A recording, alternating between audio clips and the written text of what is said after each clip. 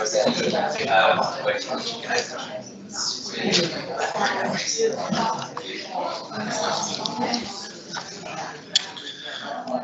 good evening, everybody. We've solved any of the underpinning technical issues, so welcome to everybody here for this evening's Institute for Liberal Arts and Sciences lecture, which, as we know, is given by our own Professor David Law.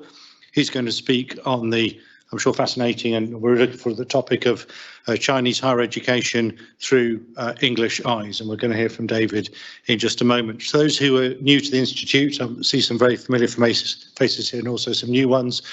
The Institute for Liberal Arts and Sciences has been going for 6 or 7 years, I think, here at Keele now, just trying to think back. It's an institute which is dedicated to a broad interdisciplinary conversation and approach both to issues of education but also research. It very much underpins Keele's ethos as an institution that encourages that discourse between different parts of the institution, and particularly different disciplines. I think the other important part of its remit is that it's focused on some of the big challenges that face society, those that universities, I guess, historically have always been there for, and I think in the future have an important part to play in that. Part of that, those challenges are thinking about how we operate as a global society, how we think about big geopolitical events, how we think about our neighbours and colleagues in other parts of the globe. And obviously that's going to be very much the focus of what David's going to say to us this evening.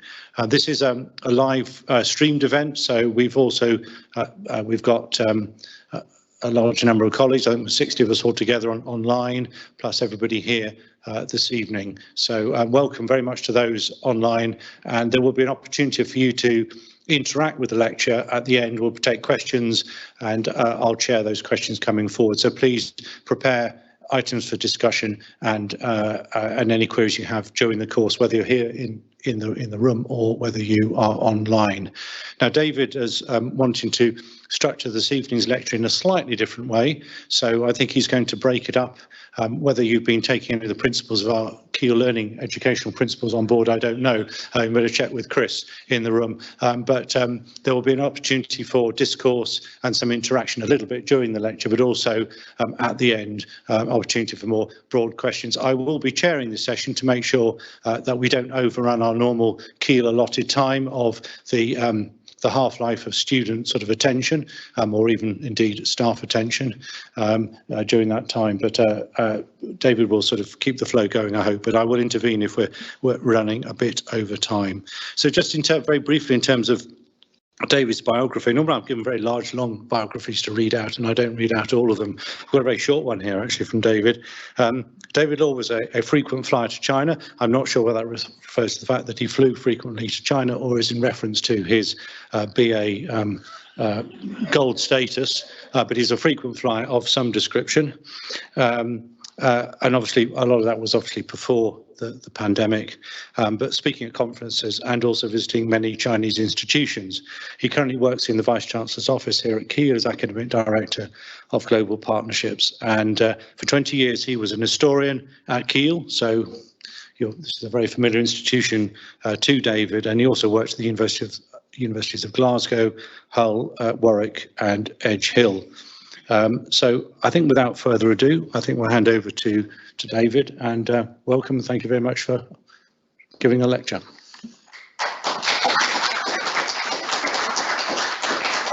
Thank you, Jonathan, and thank you everybody for coming this evening. It's a real pleasure for me to be standing in front of you and talking about Chinese higher education. I do so with some hesitation because it's a very big subject and we don't have very much time. I also do so with some hesitation because I must confess that I'm not really a scholar or researcher on Chinese higher education, or indeed anything Chinese. I don't speak Chinese apart from asking for a beer and directions and things like that. And I certainly don't read Chinese, but it is possible, in my view, with dedication, with hard work, to understand something about China and to get to grips with Chinese policy through official documents and through unofficial writings. There is a lot available. So I hope that what I will say will be of interest. I should say that the frequent flyer bit is because I have been to China many times. And I have visited literally dozens of Chinese universities. I've negotiated with Chinese universities to make agreements between those universities and university where I was working. And I've always found it to be, first of all, a very welcoming country. I should say that with a lot of Chinese colleagues in the room, both Chinese colleagues from Kiel and also Chinese students from Kiel. And I want to say how delighted I am that you are with us this evening. So it's a friendly country, it's a welcoming country, and it's a country which is highly complex. And of course, I'll say something about that during the session. I'm going to divide my talk really into 5 sections, and I'm going to try and pause to give you an opportunity to say something, if you wish, after each of those sections. So I'm using my timer on my phone, and I'm not going to run over 10 minutes on each of these sections. For the one on history, that's going to be a hard task. So this began with a conversation between myself and Jonathan about Michael Lindsay. Some of you will know that the son of the first Lord Lindsay went himself to China before Kiel was founded. He went at the end of 1937, and he taught in a Chinese university for about 3.5 years before Pearl Harbor was bombed and the Japanese were at war with the United States. Although Japan was in occupation of northern China by that time, he was relatively safe in the university where he was working because it was an American university and protected when there was peace between Japan and the USA. But the moment that Pearl Harbor was bombed and he found out about it on a shortwave radio, he immediately had to leave.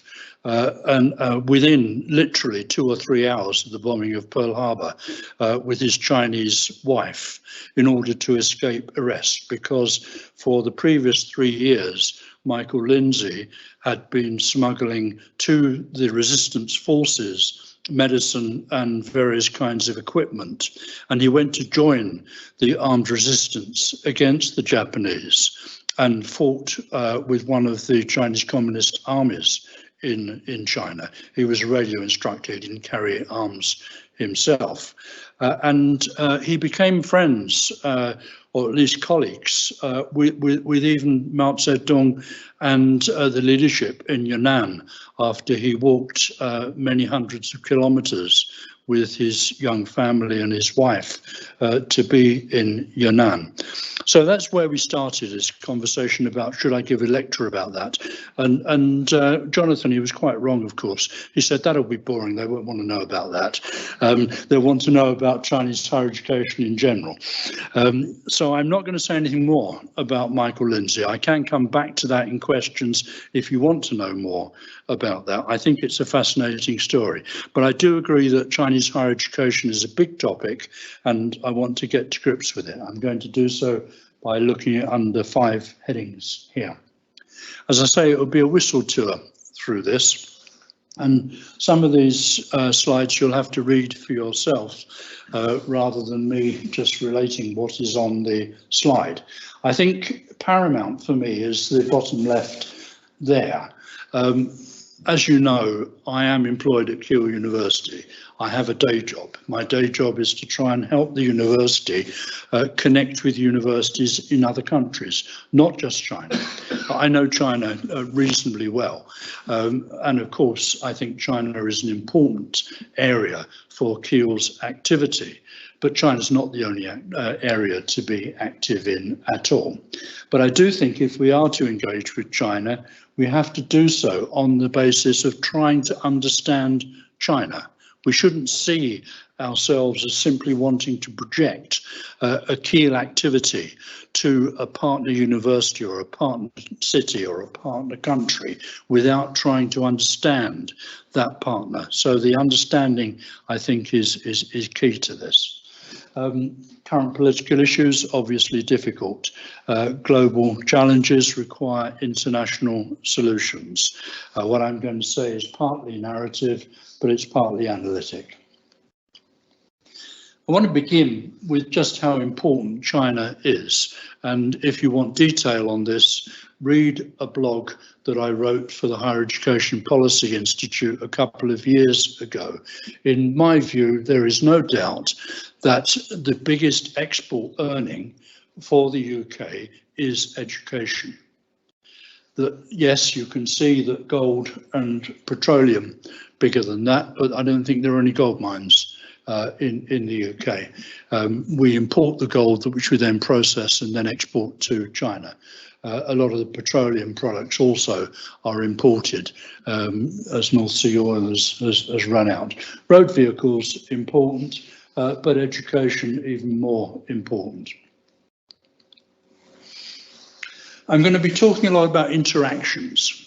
And I think you cannot understand the Chinese higher education system if you simply stay in China. You've got to understand the interactions between China and other countries. I was going to say the West, but it's not only the West. China has interacted with a range of other countries for centuries. And it's important to think about China's interactions with other Asian countries, as well as interactions with the West. The relationship between China and Japan has been in some ways problematic, but Japan in the 19th century, as I'm sure you will know, modernized in various ways. And many Chinese progressive thinkers looked to Japan and indeed went to Japan for their education. And there was an impact of what was happening in Japan on China in the 19th century. So interaction is really a theme of what I'm saying today. I'm not going to be talking so much about learning, and it's important to make this statement, I think, that higher education is about undertaking study programs, it's about learning, it's about teaching and learning, but actually learning doesn't need a university to take place. And I'm going to say some things about traditions of learning in China and the impact of learning on the institutional framework, particularly around the civil service examinations. But I think we need to keep a distinction in our minds between learning and the broader subject of universities. So higher education systems, thinking about the system as a whole, national systems of universities, are underpinned by particular drivers, particular ways of looking at how you manage a higher education system, particular philosophies about what it is that a national system is to achieve. And I've put down there some very basic points about this. Today, I think we live in a world, certainly in the UK, certainly in Western capitalism, which can be reasonably described as neoliberal. And it's a world in which market forces are very strong. Human capital theory underpins a lot of what happens in universities. The whole student loan system is premised upon a human capital theory. Human development, a much older concept. Competitive international systems, fueled in particular by league tables and so on. Knowledge imperialism, a dimension of university systems development, and certainly that's the case in China. The university that Michael Lindsay went to work at was a missionary university in Beijing. And knowledge economy, the broad sense about how in a post-industrial world, it is basically the skills, the competencies, the inventiveness of a population which determines very much the competitiveness of an economy. Now, underlining all this is a question, and I'm not going to answer this question straight away, about objectives that Chinese governments have set for HE. I'm going to be dealing in particular, of course, with post-1949, but I am going to say something about the history before that. Three key propositions that I'll be exploring. First, about interaction between Chinese and international higher education. During that time, Western technology has been seen as a source of power.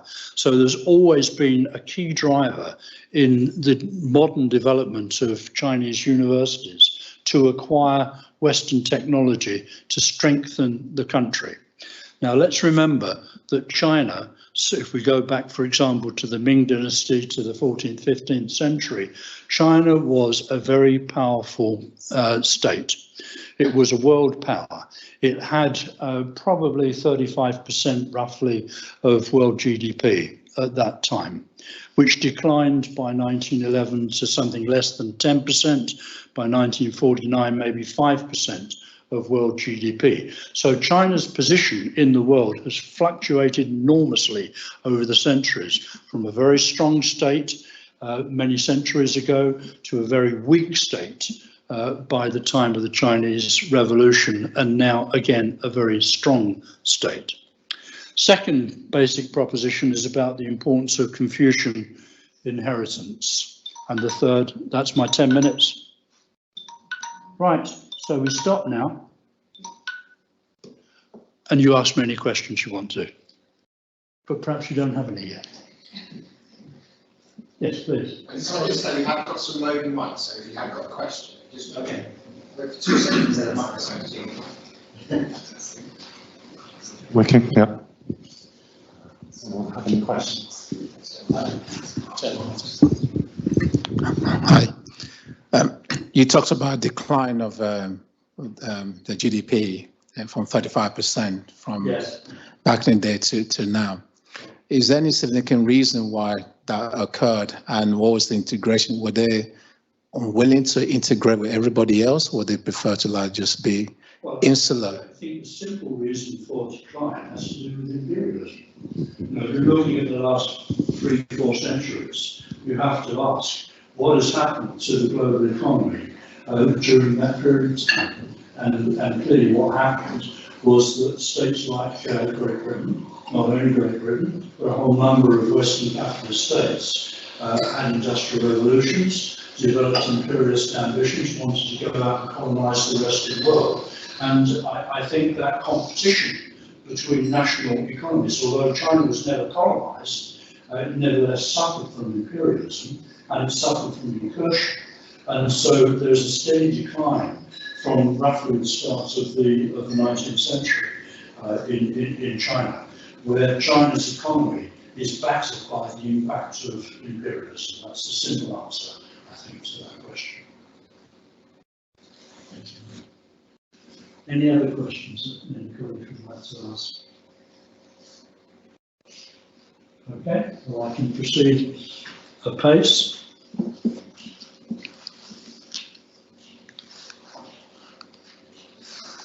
So now I'm going to show you a map of China.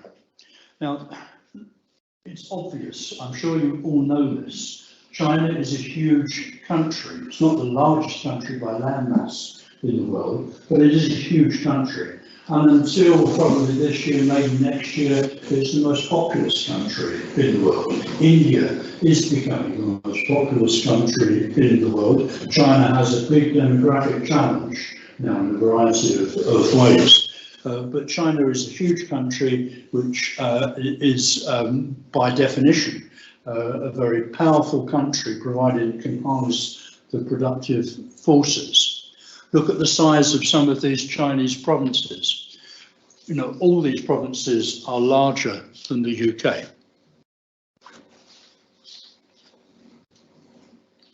But China is also a very unequal society. It's unequal, of course, in the big cities. You get rich and poor. But it's unequal in a geographic way as well. There is huge disparity between some of the provinces and the rich cities and rich provinces like Shanghai,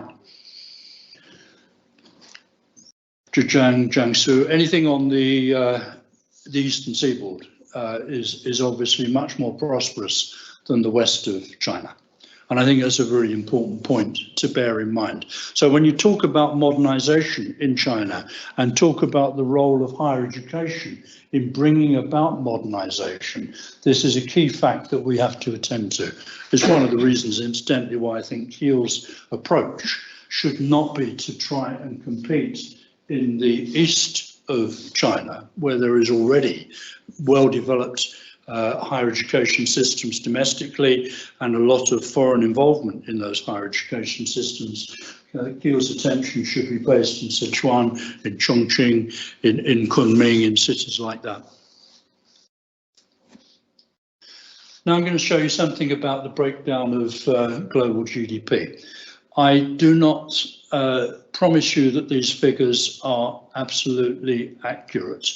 They come from a presentation which was done a little while ago by Martin Jakes. You probably know Martin Jakes' book, When China Rules the World, I think a fundamental text on modern China. And this is from a lecture that Martin gave. China, he's predicting by 2030, 34% of the world's GDP. Now that is a restoration, effectively, of what happened in the Ming dynasty when China was incredibly powerful. What it means, of course, is that by comparison with the US, and here you get to the root of geopolitical tensions, you have a declining American empire, you have a rising Chinese empire. It's what is called popularly the Thucydides trap. So for the students here, Thucydides, Greek historian, talked about the wars between Athens and Sparta. And so with the rise of one empire, the fall of another empire, you get a collision. You get the potential for conflict. We're seeing that, of course, economically in a very big way. Whether we'll see it politically, and of course Taiwan will be central to this, remains to be seen. It's encouraging to see the little chat that Xi Jinping and Joe Biden have just had. I think I forgot to set my timer the second time. So.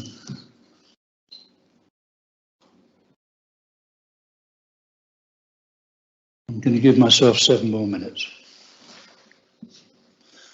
Okay, so position of China in the world, and therefore the position of its higher education system, is determined a lot by the relative size of economies. I don't think you can get away from that. So here's something about the growth of both GDP and also the participation in the Chinese education system. So the blue line, and I'm sure you won't be able to see this very accurately, but the blue line with the left-hand axis here, this is gross enrollment ratio, as it's called. So it's the percentage of the cohort going to university that is eligible to go to university that actually goes to university. Across the whole world now, something like 49% of young people, say 18 to 21, go into higher education. Right, in the UK, it's something around 60% at the moment. In China, it's about 56, 57% at the moment. We go back to the start of this graph here. In 1980, you're talking about 2% going to universities. So the first thing that you must take from this lecture is that China's university system was very small back at the time when Deng Xiaoping was coming to power, and is now very large. It's an obvious fact to say that China does have the largest higher education system in the world. There are approximately 40 million students in Chinese universities. But it wasn't long ago when the Chinese system was really quite small. It wasn't that long ago, of course, when the UK system was quite small. And I remember sitting in these rooms probably 30, 40 years ago talking about the future for Kiel and talking about government plans to try and increase participation rates to 15%. You know, so the world has changed enormously. An obvious point, but one that's one that we need to make. One of the things you see from this is actually that the participation rate was increasing faster than the growth of the Chinese economy, which is itself a significant thing. So GDP per capita is going up, and this gives you some idea of the kind of gradients. I remember that China has had the highest continuous per capita rate per annum of any country in the world over a period of 25 to 30 years. There's never been economic growth in any country that can match the Chinese economic growth. And I know that we may well be talking in Q&A about the role of the Chinese Communist Party and the role of the state in China. One thing I would say, and I think it's necessary to say, is that sometimes I think from the West, we assume that there is an authoritarian rule of the Chinese Communist Party maintained by force. That, in my view, is completely erroneous. The reason it's completely erroneous, this is not to defend China, not to say that a one-party system is a great system. I'm not doing that at all. But what I am saying is that the Chinese Communist Party, or a rule of the Chinese Communist Party, has lifted China from poverty to relative prosperity. And you can see that in the way in which the GDP per capita has grown enormously in China. And of course, it's that prosperity which ultimately makes it possible for China to have the largest university system in the world. Now, I think the fact that the gross enrollment rate increases faster than economic growth is itself revealing, because it does suggest something about Chinese culture. One of the things I think that many of you will already know is the commitment that Chinese people have to learning and self-improvement. And I'm going to say something in a little while about Confucius and the impact that Confucian culture has had through Chinese history. There is a great deal of motivation for learning. When I worked at Kiel before, one of the first things I did in international work was to go to Hong Kong and to recruit Chinese students in Hong Kong in the 1980s.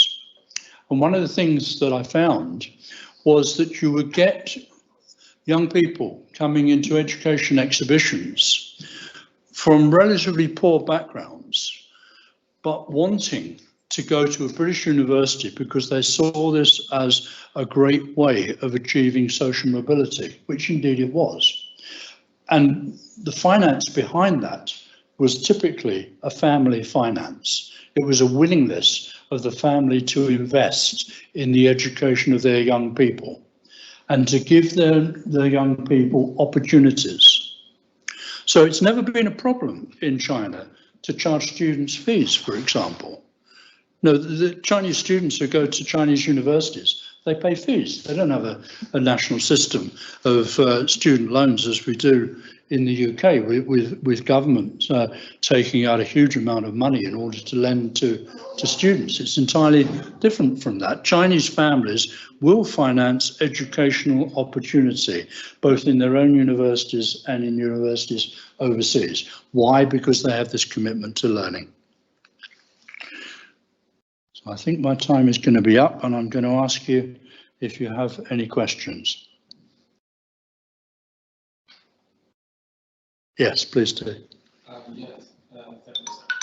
So you were talking about how big the Chinese education system is currently now. Thank you very much. Yeah. But I think the country has 1.4 billion people, and I just searched online for data because I remember I saw it before. So I just searched to double check. So currently, the population who, the people who in China who get a bachelor degree is only 4% of the people. So I think that's maybe the education system is big, but has not produced many well-educated people so far. Yeah, so typically the way that we measure participation is by looking at the percentage of the relevant age group that goes into higher education. So what I'm saying is that China, first of all, has the largest university system in the world. There's no national system which has more students in it than China. So China has about 40 million students in the university system. Secondly, that it produces about 10 million graduates a year at the moment. There's about 10 million people taking Gaokao every summer. Now, China's population is extremely large. China's population is probably starting to go down now. It's probably about 1.3 billion rather than 1.4 billion. yes. And there is a big demographic issue in China with the one-child policy. But more than that, and you can stop people having children, but you can't really pay people or force people to have children.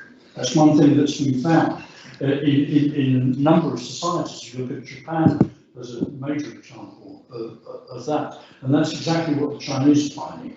And that's one of the reasons why university education is so important, because of course what you need now in China is to have an economy which is based upon high skills, high capability, inventiveness, these kinds of characteristics, rather than based on labour.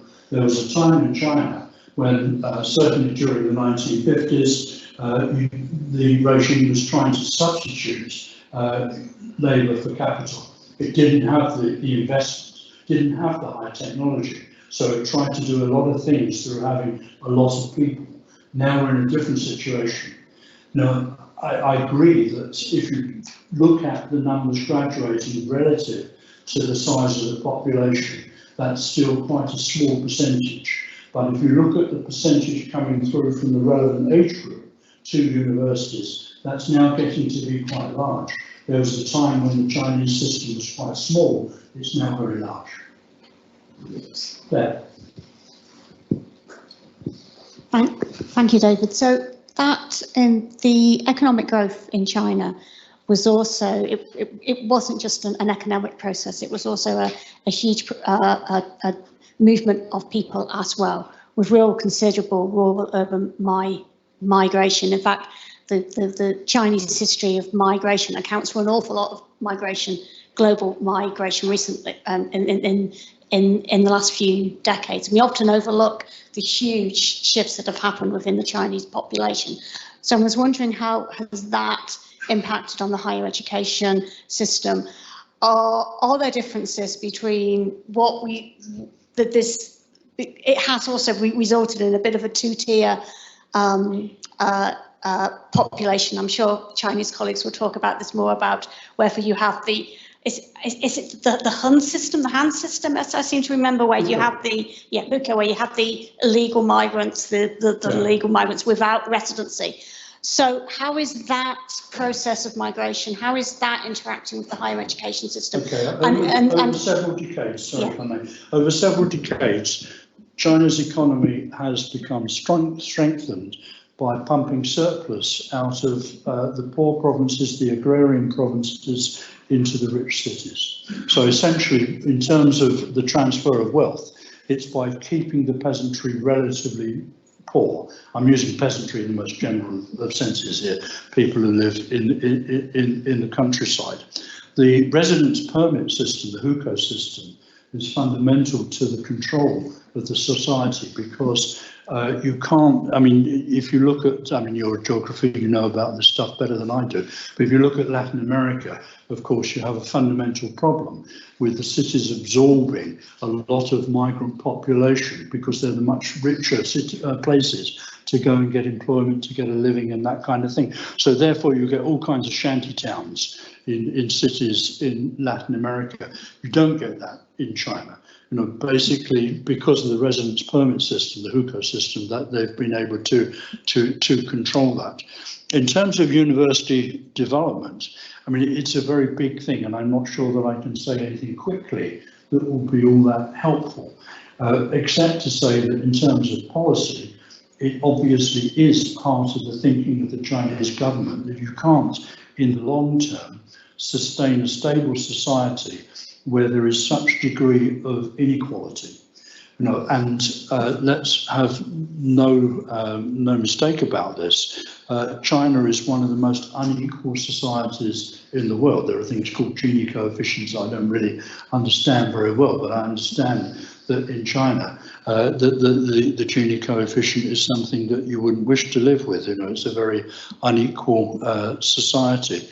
And that's one of the reasons why, of course, the particular approach of Xi Jinping has been to talk about common prosperity, to try and talk about the need to level up in our terms, which is essentially what they're doing, and trying to make the Western provinces more economically stable. So I'm going to move on now, if I may, to my next section. I'll skip that slide. So my next section is a kind of detour into Chinese history, and this is going to be really tough to get through in 10 minutes, but I'll do my best. I'm sure you know that image, Great Wall. I'm using it to symbolize the power of the Chinese Empire, and we're talking about, you know, for 20 centuries plus, a Chinese imperial regime. Which had incredible continuity.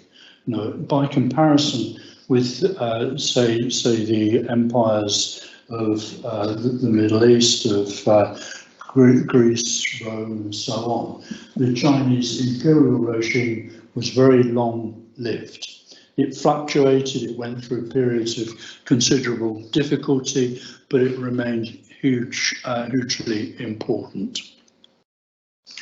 Chinese technology, the four great inventions, compass, printing, paper, and gunpowder, really important to the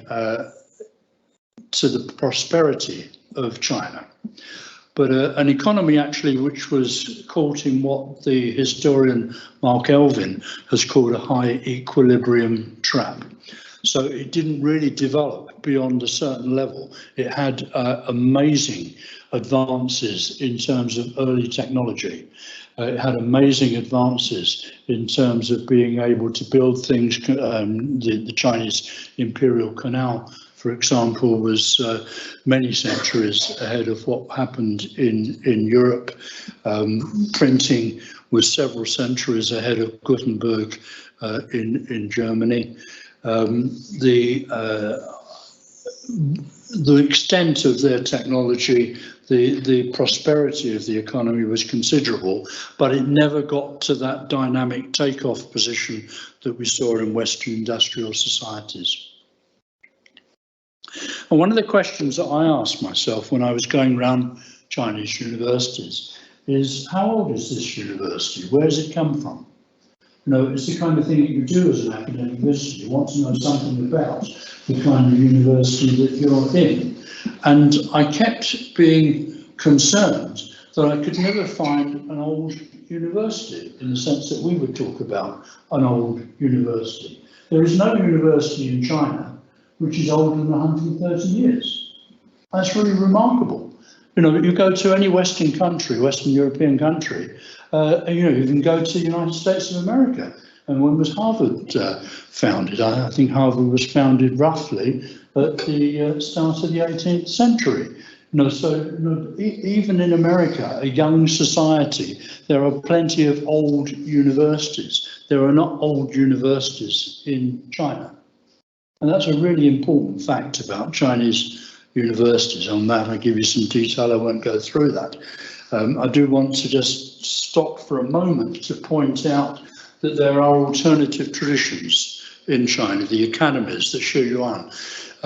These were often associated with Buddhist or Taoist communities, and they were centres of learning, but they're not really universities in the sense that we would talk about universities. We know, of course, in the history of the European system about the importance of theology in shaping the university system, but they never got to that point in China. So no old universities. Well, what was higher education in Imperial China? Because Imperial China had a very well-developed culture. You don't have an economically prosperous society without it having all kinds of cultural production. So, of course, there was printing in China, there were books in China, there was literature in China, there was fiction, there was poetry. So there was a very highly developed culture in Imperial China. But there were no universities. Well, there were possibly universities, but they were all associated with the civil service examinations. Now, this is something which you perhaps don't know very much about, and I want to spend just 3 or 4 minutes talking about the civil service examination system. For somebody from a Western European country, it's quite difficult to understand China, because there are certain things that we all know about through our own education in Western schools. We know about the French Revolution. We know about 1066. We know about the Norman invasion. We know about the development of Parliament, the Great Reform Act, 1832, and so on. We know about the development of political history. We know about the development of classes in Britain. We know about the Industrial Revolution. These kinds of things didn't happen in the same way in China.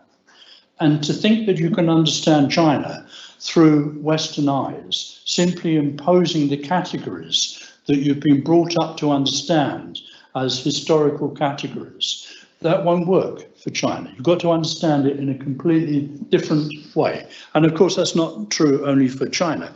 It's true for many Asian societies. And so you've got to begin with what actually is happening in those societies. But one of the key things that happened about China, and to some degree happened in some of the vassal states for China, because Imperial China, of course, had an empire, an informal empire beyond China. It was a consolidated imperial regime in China, and the boundaries changed and fluctuated greatly over the centuries. But places like Vietnam, Korea, and so on were influenced by what was happening in China. The key thing that happened in China was that rule was by a bureaucracy, and a bureaucracy was not a class as such. The bureaucracy was recruited to be a bureaucracy and to serve the needs of the imperial regime. And the imperial regime would change from time to time. Sometimes it would be an outside regime that would come in and would conquer, as with the Qing dynasty, the last dynasty of Imperial China, which was an invasion from the north, from Manchuria. But always they had this continuity over about 1,500 years of civil service examinations. So they recruited to the bureaucracy through a civil service examination. And this was fundamentally the dominant feature of Chinese higher education. Higher learning was geared to producing people who could pass exams and go into the civil service. I don't want to go through all the detail there. There were various levels of examinations. What I think is important to emphasize is that the pass rates were extremely low. I'll just quote to you from an article, a US scholar called Benjamin Ellman. By 1850, approximately 2 million candidates sat for county examinations held twice every 3 years. 30,000, 1.5% achieved their license status and could move on to the next level. 1,500 of the latter passed the triennial provincial examinations, but only 300 would pass the triennial metropolitan examinations. For very hierarchical, very layered, progress from one level to the next. He says that in all stages of the selection process, perhaps 1 in 6,000 would succeed. So you had a very dominant form of examination, of selection for the bureaucrats that required them to understand Confucian classics. So the central institution was called the Hanlin Academy, which regulated all of this. And what happened was that by the end of the 19th century, Imperial China had become so weak in the face of external aggression to China. By the end of the 19th century, fighting a war with Japan in 1895 and losing that war, but throughout the 19th century, from Opium War onwards, various kinds of incursions, various kinds of settlements of Western powers in China. It had become so weak that the civil service system actually just collapsed. They realized they could no longer continue with this because it was simply not functional.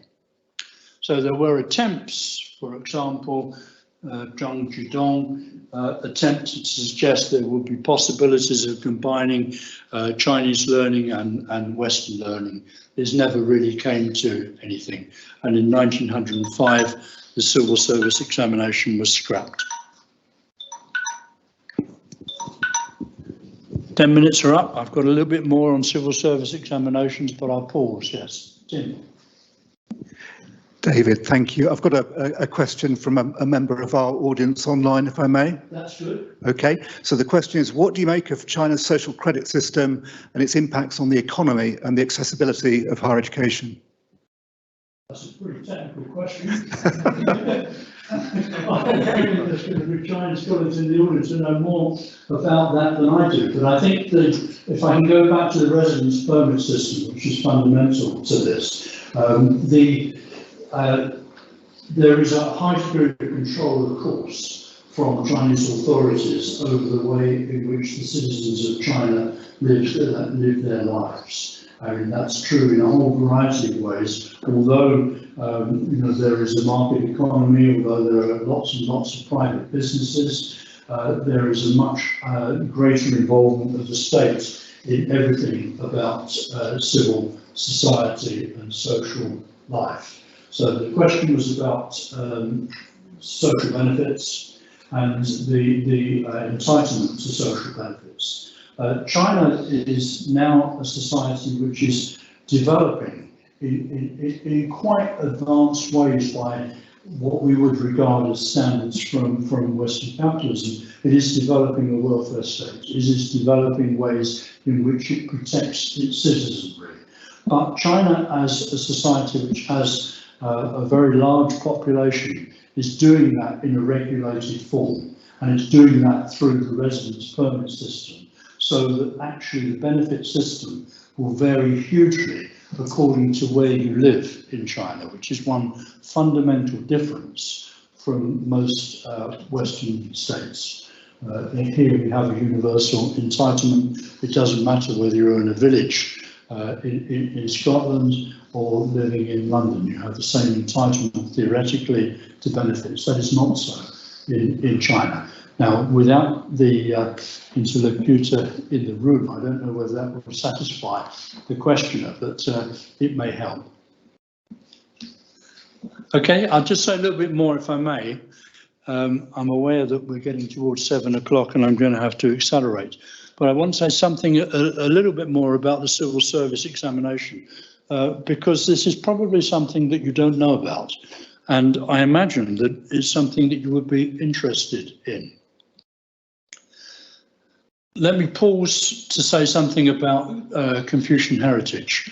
Confucius lived and wrote and talked 2,500 years ago. It's not really important about the detail of Confucius. What is important is the way in which knowledge was structured and the sense of respect for authority. One of the key writers, Ruth Heiho, on Chinese education system, says in her book on Chinese universities, neither teacher nor student could make any contribution. This is about learning in Imperial China.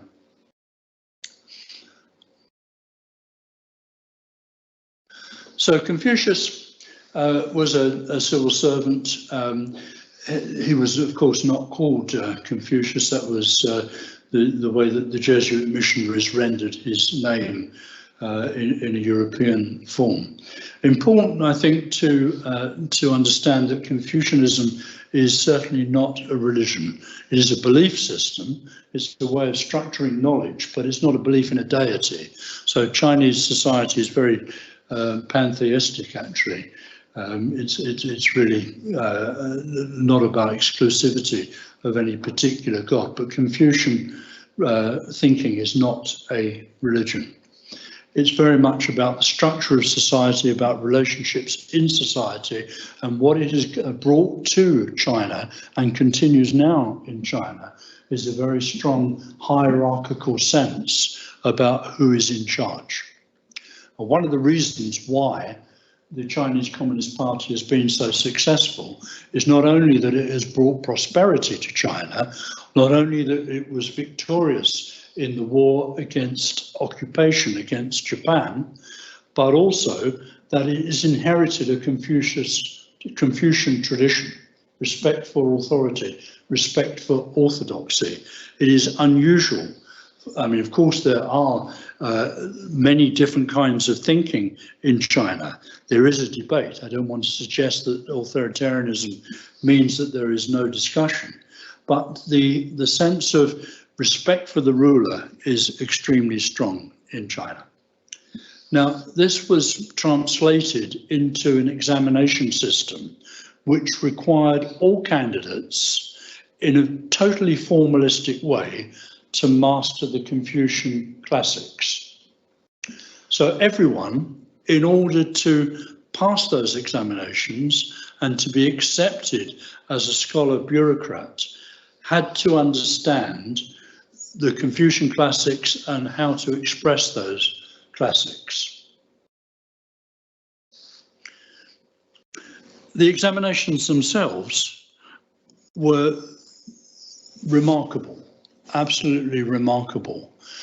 The way in which there was a formality, a control, and for most of the time, an honesty and integrity. That's not to say that cheating didn't happen from time to time, but there were periods when you could buy your way through examinations as well. But over a 1500-year period, this was a remarkable system of trying to get the best people through those examinations and into positions of authority and control in the bureaucracy. The problem with the system, of course, is that it was teaching the wrong things. Because by the 19th century, if you wanted to be a successful administrator in a country which was being challenged by Western imperialism, the Opium War, for example, you didn't need to know about the Confucian classics. You needed to know about armaments. You needed to know about how to resist a foreign force. So, you know, it's not surprising that the Opium War was lost by China, and the second one as well. This book, and if any of you are interested, it's easily available on Amazon. It's absolutely fascinating. These examination centres, they were permanent examination centres. You would have several thousand people coming in periodically to be examined, and they would stay there for 3 days, and they would sleep in the examination cell. The examination cell would have a shelf, it would have something to sit on, and it would have a little table to write at. This is so different from Western traditions of education, completely different. In the West, we think in particular, I have a caption here about the French Revolutionary tradition. Rousseau was not only an Enlightenment philosopher, but he was also a philosopher of education. You have a connection between political development, calls for liberty, and education. And this is very much a part of the Western European system over several centuries. But the Chinese system developed in different ways. So I'm going to go on now to speak about something else, but I'll pause again to ask if you've got any questions at this point. Yes. You know, so the graph, there was a graph that mapped the GDP to the percentage of uni students, right? Did that include Chinese students studying abroad, or was it just studying within China? Okay, you've raised an important question now. I haven't so far spoken about Chinese students studying abroad, so I'll answer the question now. Roughly 700,000 students leave China each year, probably less now, of course, because of COVID, but it was getting up to just slight of 700,000 a year by 2019. So when I talk about the Chinese university system, I'm really talking about universities in China. But if we're talking about Chinese students, we have to add the 700,000 to the 40 million. But of course, that's still quite a small proportion. You know, we think about a lot of Chinese students going abroad for their education, but far more stay in China for their education. But it is important to think about that. And I did speak earlier about interaction. One of the key things about interaction here is that China has wanted to develop its own university system in order to try and compete with the West. And in order to do that, what it has done is allowed Chinese students to leave China in very large numbers. Now, I started my academic life as a historian of the USSR, of Russia. And one of the things about Russia under control of the Soviet Communist Party is that it did not want people to leave Russia. In the end, it was forced to allow people to leave Russia because of Jewish emigration, but it would never have those people back into Russia. So I'm glad you asked about Chinese overseas students. I think if we went around this room and talked to Chinese people in the room, we would find that many of you will want to go back to China. And that's really important. There's a real big difference between student mobility. Contrast India and China. I was looking at some data the other day. For Indian students who come to the UK, many of them want to stay in the UK and work. For Chinese students who come to the UK, many of them want to get a second degree in the UK and then go back to China. So 2016, there was a data set of students who started university in the UK, and they reviewed it this year to see what had happened to those students. 5 times the number of Chinese students who were in employment for Indian students. So that's an example about mobility and motivation. So the Chinese students want to go back. But you're right, when we talk about the university system in China, we should think about the returning students, because not only are those students going into the economy, but they're also going back into the universities. So many of the academics in China have had education, not just in the UK, of course, but in the United States, very importantly, and they're making a big contribution to the university system. Now, I'm going to see what I'm going to leave out now. I want to quickly go through some slides on China since 1949. You're aware, of course, of the importance of Mao Zedong. You're aware that the Chinese communist regime has had a number of different swings of the pendulum between one thing and another. I'm not going to go into that in any serious way. What I want to say is that the restoration of Gaokao after the Cultural Revolution, decisive turning point in the, and really a kind of return to the civil service examinations, to merit, right? So no longer was it political preference. Under the Cultural Revolution, and indeed the years before the Cultural Revolution, there was a lot of talk about favouring people whose political attitudes were the right attitudes. From the time of Deng Xiaoping, it's been much more meritocratic. In order to get into a Chinese university, you have to pass the examination.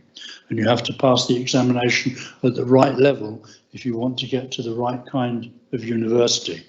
So if we're thinking about ways in which the modern university system has been shaped, think about the civil service examination, think about the restoration of the Gaokao after Cultural Revolution, think about Deng Xiaoping, think about the ways in which that modernization, that respect for education, that respect for expertise is so much a part of modern China. Now, I'm not going to give you a chance here to ask questions. I'm just going to conclude, I think, with 3 last slides about the university system.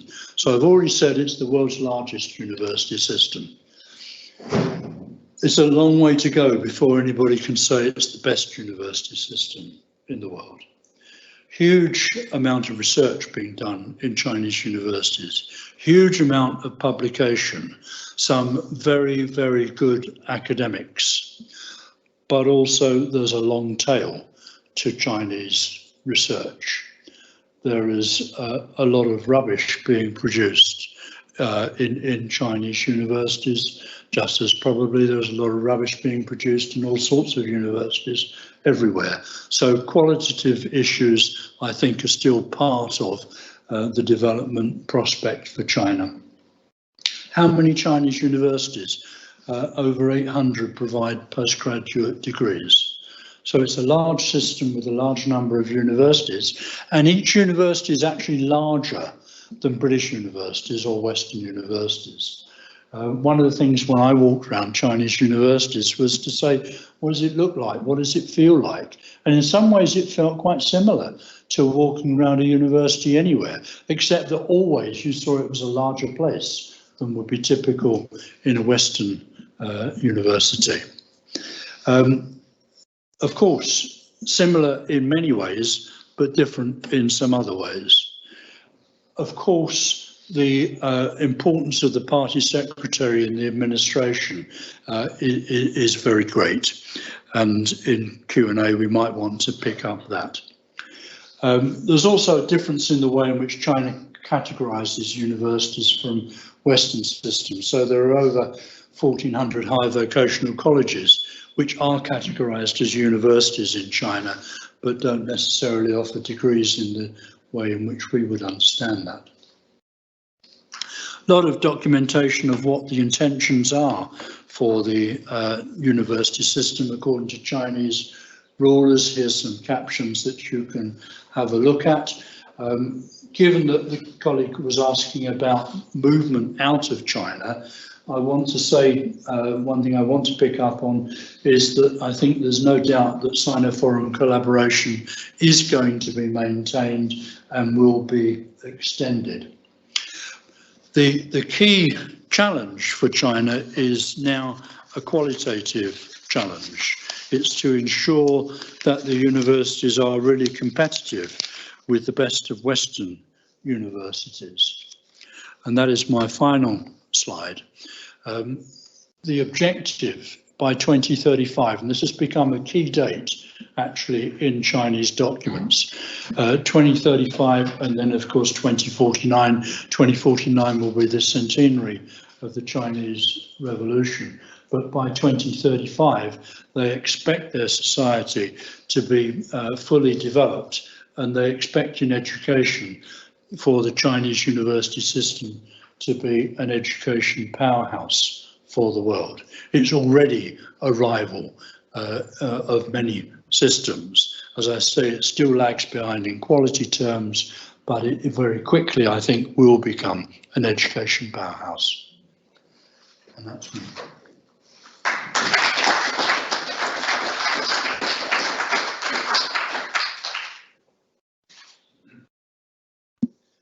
Thanks very much, David. You've given us certainly a lot of food for thought and left us wanting a lot more, I think, with some of those slides you skipped over very quickly. So a time in a moment for questions. Some real challenges. I don't know, Chris, whether a progression rate of 1.5% makes you feel any better, but certainly an interesting statistic there. And I forgot to welcome at the beginning of the lecture course too, as well as the staff and our outside visitors, very much to our student body here as well on our interdisciplinary degrees and other degrees that have come this evening. So chance for everybody to ask questions now of David. There's a roving microphone. There's also some online as well. So I'll chair about 10, 12 minutes of questions, and then afterwards there's an opportunity to discuss with David informally over a drink or two. So, right, Deputy Vice Chancellor is the first person to have his hand up. So, Mark. You actually mentioned research at the end, and although you've got educational powerhouse there, I mean, my experience of going to China, having not been until relatively recently, is you do walk onto a campus like Shantung or Tongji or Qinghai, and you just think, well, I could easily be in the UK, or I could easily be at Berkeley or Harvard.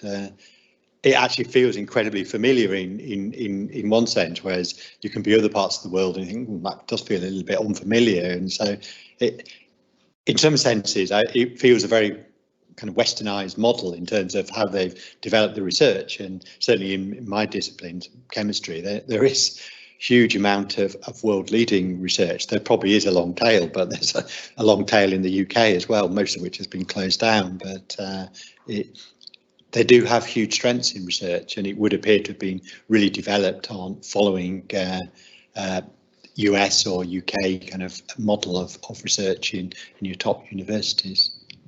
Absolutely. Especially. Yeah. I mean, that's very much so. And I think the trying to deal with so much, I think it's been difficult for me to articulate as clearly as I might any of the particular issues. I go back to interaction.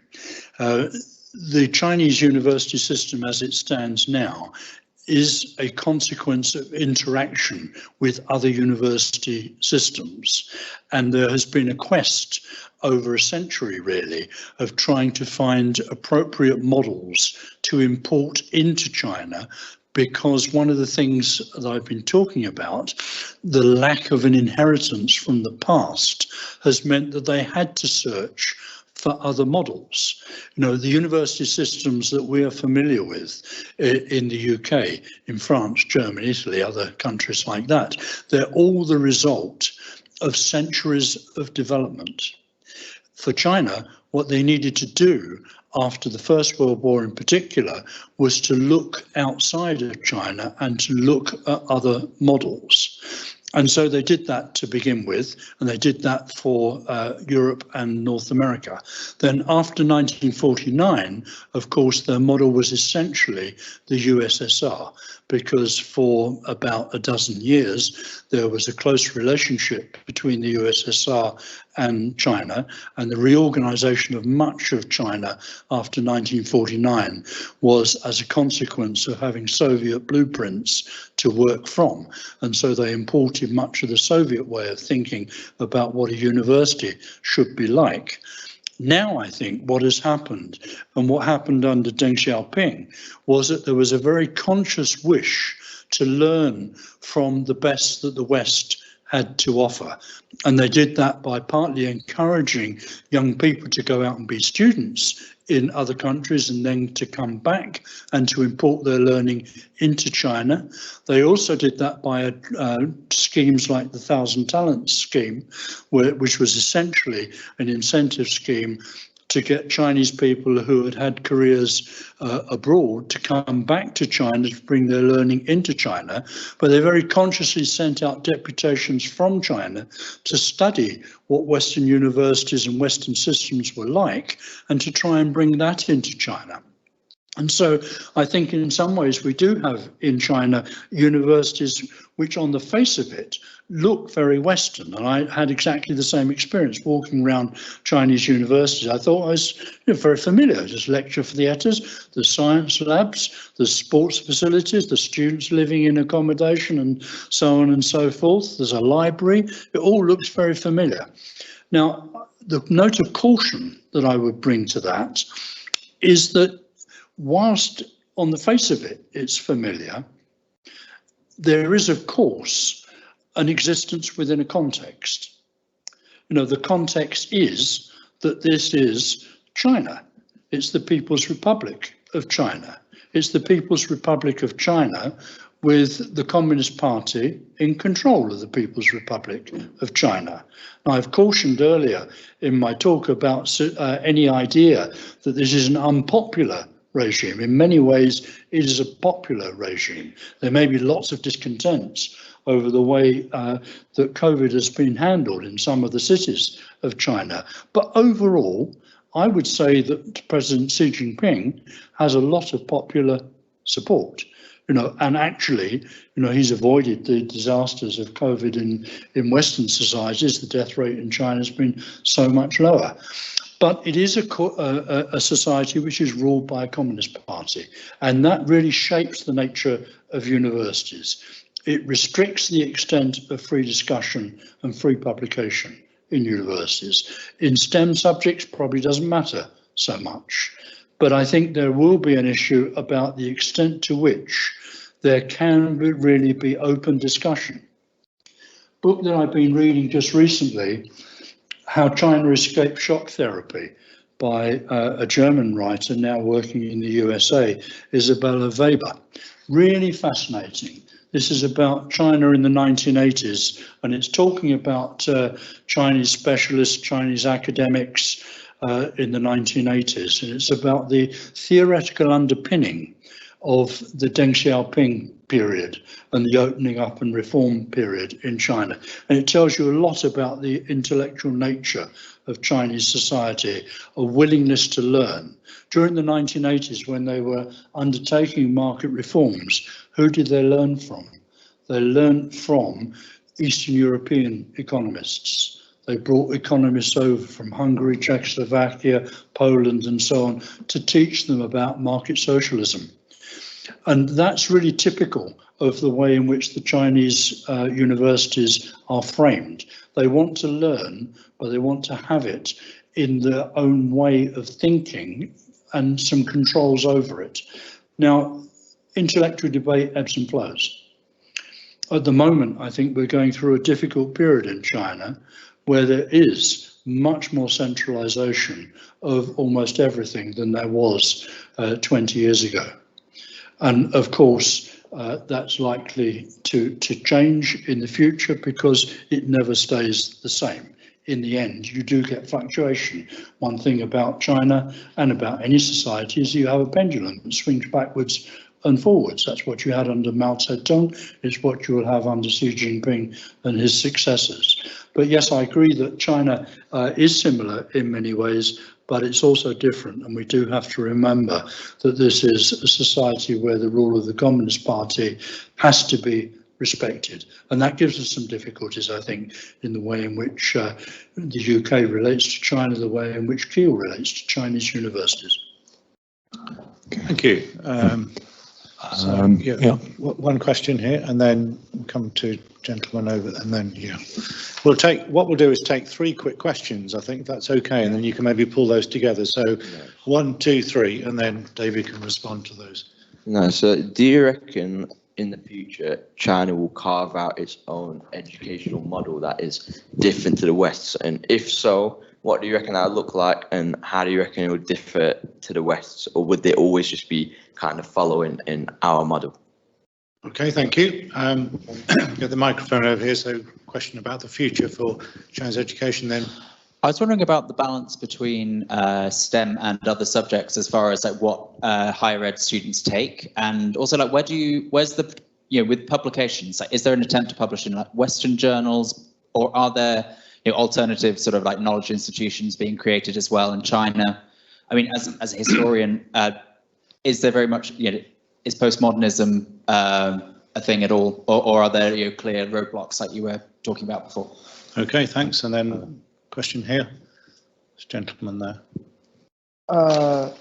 Has the British education system been influenced by the Chinese education system in history? What aspect does it reflect? Yeah. I didn't hear all of that. Yeah. Did you say, has the British education system been influenced by China? Yeah. Oh, in history, sorry, in history specifically, I think was the question. Okay. Do you mean across history or history as a discipline? I don't know. No, across the years. Across the years, yeah. So I just wanted to ask a very quick question, just to sort of add on to those. Essentially, obviously, you've talked about sort of China, sort of, bringing, essentially kind of exporting trainee scholars and sort of bringing them back in, sort of Chinese people, and also sort of exporting some of its research. I wondered about sort of China importing Western sort of trainee scholars, for instance, people that have are planning to do PhDs, for instance, or just finished their PhDs, and again, sort of maybe not just in the sciences, not just in STEM, but potentially in the humanities and social sciences, and sort of how that sort of might sort of factor into the idea of kind of China establishing sort of a counter hegemony as well, more broadly. That's quite a big question, but okay. Thank you very much. So that's almost enough fodder for another 40-minute lecture with all those 3. So I think what we'll do, if maybe briefly, if you can respond to those, because I'd like to take another brief round of questions if we can before we finish. So and if questions keep that points very tight, that would be great. Okay, I'll try and keep my answers as brief as I can, not give you another lecture on this. The first question was about whether China would develop its own education model. And I think it is developing its own education model, and not all universities are the same. I think that's really important to say. There are differences in tradition. There are different kinds of universities in China. They have, to a much greater extent than in certainly Europe, you have a focus on a particular area of work. So one of Kiel's contacts in China is with the Shanghai University of Politics and Law. Well, that tells you something straight away. It doesn't do engineering. You do have comprehensive universities in China, but you also have some very focused universities in China. And of course, they are developing their own model. The People's University, Renmin, was created as really a part of the need under the Soviet period to have a kind of centre of orthodoxy. So you had there a university which was focusing on social science in particular, which was there in order to interpret what Marxism was like for the 21st century. It does other things as well, of course. And I would see that there is an increasing wish to try and find something that is specifically Chinese. Now, one name I'd like to leave you with, and if people are interested in this, please pursue this. Google this guy, David Ownby, O-W-N-B-Y, David Ownby, website in which he's a scholar, Canadian scholar, who reads Chinese fluently, and he's translated a lot of work by Chinese intellectuals, and it's about reading the Chinese dream. And David Ownby on his website has a lot of work which is by Chinese intellectuals, often working in universities and often looking for ways in which they can develop the society in the way which is right for China. Now, being right for China is an easy thing to say, and the way that you define that will depend a lot upon your position in China. Xi Jinping will see it in a particular way. Someone who is perhaps by inclination a dissident, but doesn't want to take too many risks, will nevertheless find ways of publishing in a way which expresses what his meaning is. So there's a vibrancy to intellectual culture in China. Let me move on to the next question, which was about publication, I think, and the importance of publication either in Chinese journals or in Western journals. An awful lot of what is published by Chinese academics is published in Western journals, and there's an awful lot of co-authorship. One should not underestimate the importance of international collaboration in research endeavour for China. It is encouraged by Chinese authorities, and it's not only in STEM subjects that happens as well. You know, we have a colleague who recently went to Stirling, Derek McGee, you know, who's published, I think, 2 or 3 books with a Chinese collaborator in social science. So there's a lot of co-publication, a lot of co-research that is going on, and there are a lot of very highly accomplished Chinese academics who come to the UK and the US and to other countries precisely because they want to collaborate with Western academics. It doesn't mean so they're going to live their whole lives in a Western country. They're not necessarily emigres, they're not necessarily opponents of the Chinese regime. They're simply people who are dedicated to their academic profession and who seek out the best collaboration possible. And so you'll find colleagues in Oxford, for example, that I know of, you know, who are working on the Chinese education system with gifted individuals who are not from China, and precisely because they seek out the best. And I think that's something of what I mean about the Confucian heritage. One of the things about the Confucian heritage is that it has a high respect for learning, and it has a high respect for achievement. It really wants to go places. And that, I think, is what you see coming through in the work that Chinese scholars do. There was a question about whether the British education system has learnt from China. My answer is not enough. My answer is that there is a lot that you can learn from China. I think in all that we do, we should be open to all kinds of influences. That's a general proposition. And I think that it's sad that in the UK, we do not know as much as we should about China. There are really remarkably few graduates of Chinese studies degrees from UK universities. We should know more about China.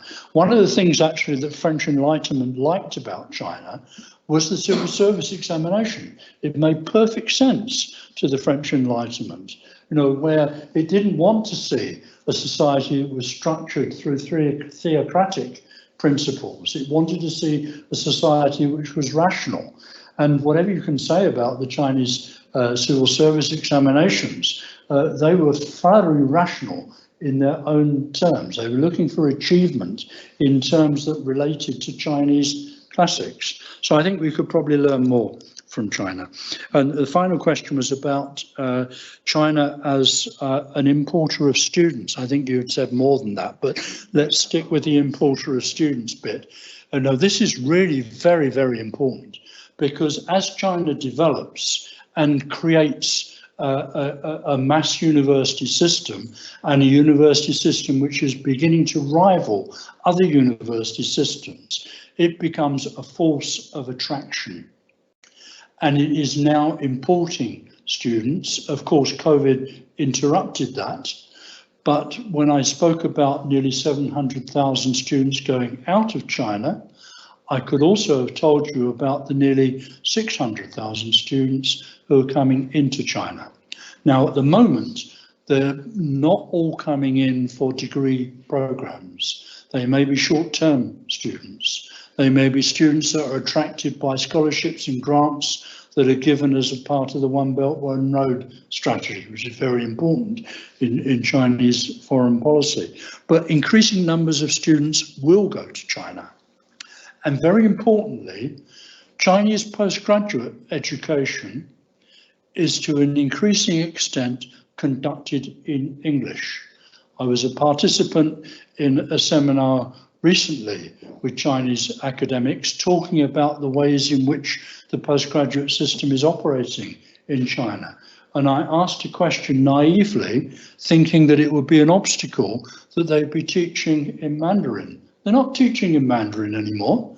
They're teaching in English. In many, many universities, there are postgraduate programs conducted in English, which have the objective not only of educating Chinese students, but also bringing in an increasing number of students to Chinese universities.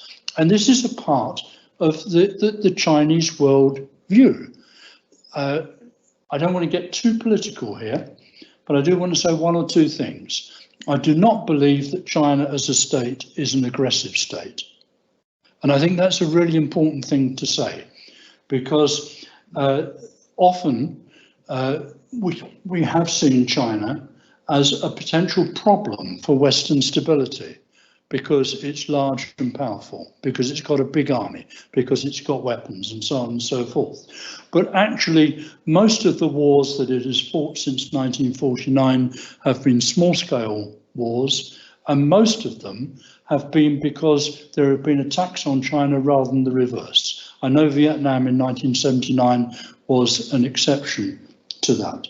But China, to me, is a state which wants to become a prosperous state, wants to become a respected state, and wants to be a powerful state in the world, but is not in itself an aggressive state that wants to conquer the world. It's very happy with China. Taiwan, of course, is a big issue, and we won't go into it because it's immensely complicated, and I'm not sure that I can say anything very sensible about it.